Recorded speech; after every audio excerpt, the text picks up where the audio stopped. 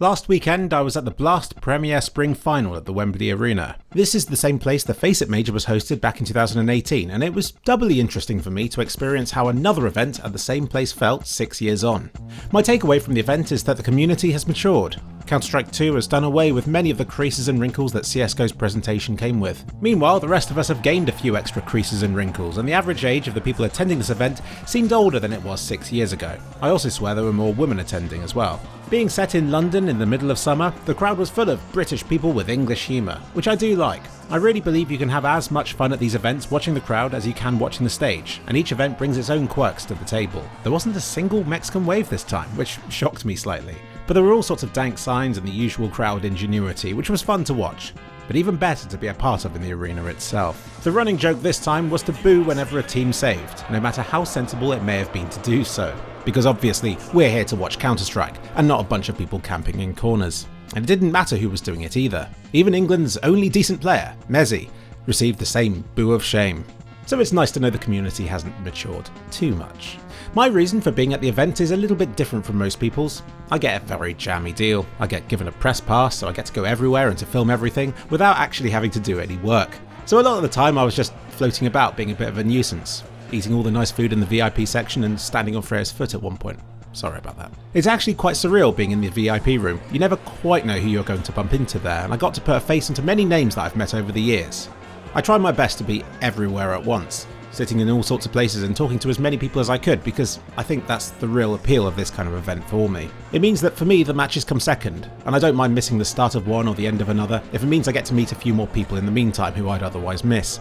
If you've ever wondered the sort of questions that people ask me, well, the main one is which team do I support and which do I think will win the competition, and I'll generally respond with something super disappointing like I support the underdog, or that I hope both teams play well and that everyone has a good time. But I must say it was fun to watch Donk donking everyone, because somebody that young and talented must inspire a lot of people out there to play the game. And when I say I really hope everybody had a good time, I actually mean that, because it's a real shame when a tournament gets 2-0 stomps throughout. It's nobody's fault, but it does put a dampener on an otherwise perfect event when such things happen. Luckily, this didn't happen to Blast, and I was happy to see several of the matches played going to a third map. Hell, even the grand final best of 5 went on to a fourth map, which I think is better than a quick 3-0 stomp, and debatably better than a super long and drawn out 5-map game as well. So yeah, I think the matches went well, and if you're at an event and you see me, then come over, have a picture and a chat, be it about Valve, Counter-Strike, video series of mine, or even just to say how long you've been following the scene. I was really pleased to see so many people here who had also attended the major 6 years prior, allowing us to take a time-lapse photo of sorts. But it was also nice to see so many for whom this event was their first. I sometimes forget that a game as old as Counter-Strike isn't just for decade-long veterans, but that it also has a thriving following of new people for whom attending a big event such as this one in person is particularly special. And it's great for us in England to finally have a big event here again, even if it still takes me like 10 hours to get to. A lot of you I met also said you enjoyed seeing yourselves in my previous videos of events, so I've done my best so far in this video to feature lots of crowds and shots of people about the arena, so see if you can spot yourself. Some of you I bumped into about 10 times, while others I'm sure I didn't get to see at all, such is the nature of these events. Now it's on to the stuff that goes on around the arena. I did have backstage access. Here's how it looks behind the main screen.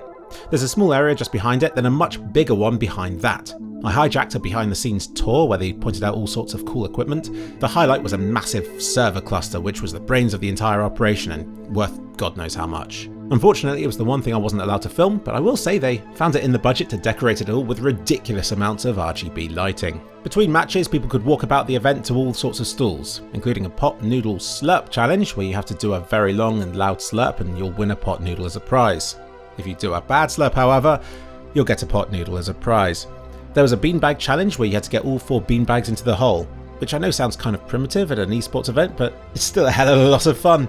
There were also a few Counter-Strike 1v1 stands, which felt great to play on since they were on LAN, and thus devoid of any latency ruining channel crossings. That is the reason why there are so few good English players. I mean, I have no proof that happens, but I'm sticking with that as why I'm so bad.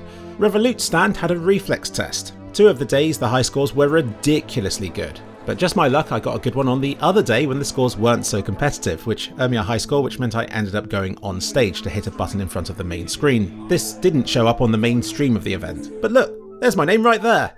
I didn't actually think about this at the time, but what a very 3 Clicks Philip-esque opportunity for me to be able to test the latency of a big screen like this at an event. I put it at somewhere between 100 to 150 milliseconds more latency than the screen at the stall around the front of the arena, and that's why we all have such bad timings here. Or maybe we're all just terrible and you could have done a lot better. Outside the arena itself, Wembley was unrecognisable. I remember it being a jungle of cranes in 2018, but now it's a very built up and modern looking area. Friday night I was lurking in the background of this HLTV confirmed broadcast, which was set in a very swanky place somewhere else in London. I spent my time there talking to very nice people, sharing pictures and videos of cats. Here's Fluffykins, who was left at home for an unprecedented amount of time with lots of food and water and a CCTV monitoring her actions, and an emergency routine in place should something happen to her, which it didn't. And I'm only telling you all this because it's an excuse to show you more footage of her. Saturday night I had a lovely night out with people at the Irish Bar, which might be the only place in London that still sells pints for less than £5. But the non-Counter-Strike people in that bar were kind of scary. So us gamery sorts ended up in the much quieter sports bar just across the road, which was a lovely opportunity for me to chat with people and to catch up with others. And Sunday night was the illustrious G2 after party. This started with a very exciting coach journey that ended up taking longer than I think many of us were expecting.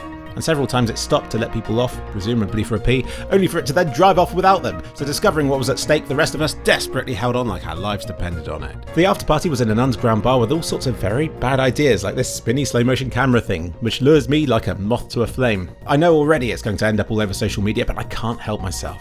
With another event hosted in Wembley next year, this could finally be the resurgence of UKCS that I've been waiting for like 20 years. Maybe next time we'll have 2 good players.